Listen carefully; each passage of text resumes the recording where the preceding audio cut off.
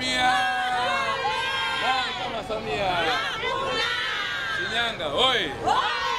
Hapa ni Shinyanga, tumejiandaa, tumejipanga kwa ajili ya ujio wa Mheshimiwa Dr. Samia Suluhu Hassan, Rais wa Jamhuri ya Muungano wa Tanzania na mgombea wa urais kwa tiketi ya Chama cha Mapinduzi, ambaye pia ni mwenyekiti wa Chama cha Mapinduzi.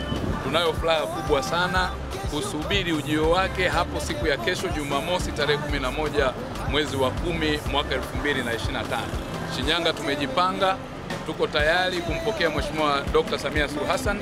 Leo kwa shamla na mapokezi tutakuwa na kambi ya vijana, tutakuwa na maandamano ya magari, tutakuwa na maandamano ya pikipiki, baiskeli, bodaboda, tutakutana na makundi maalum, mamalishe na babalishe. Njooni kwa ajili ya mafanikio yenu katika miaka 5 ijayo. Vijana njooni kwa ajili ya mafanikio ya fursa, mitaji na ajira ambayo Mheshimiwa Rais Dr. Samia Suluhu Hassan atakuja kutueleza siku ya kesho. Zipo zaidi ya bilioni 200 zinatolewa kwa ajili ya wananchi. Zipo fedha kwa ajili ya mfuko wa uwezeshaji wananchi kiuchumi. Katika kipindi cha miaka 4 tu ya Dr. Samia Suluhu Hassan ameweza kutoa zaidi ya shilingi trilioni 4 kwa ajili ya wananchi zaidi ya milioni 24 kwenye uwezeshaji wa wananchi kiuchumi kwenye masuala ya fursa, ajira na biashara na mikopo.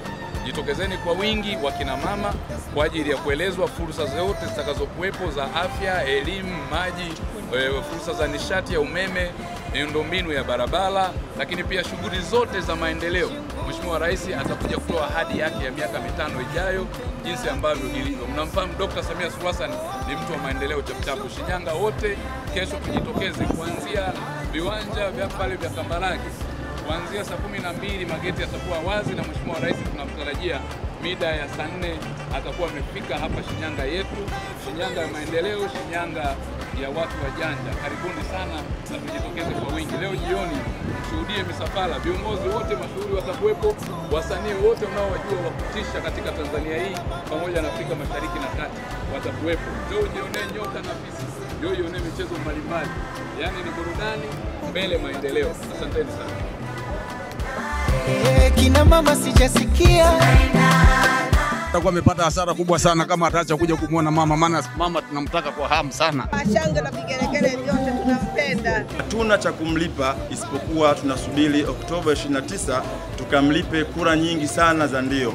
Mimi mwenyewe lazima kwanza niende nikashiriki uchaguzi. Na wenzangu ambao wamepanga kuahirisha, mimi nawaomba waende. Nchi yetu bwana ni ya amani kama ilivyo watu wanamzee.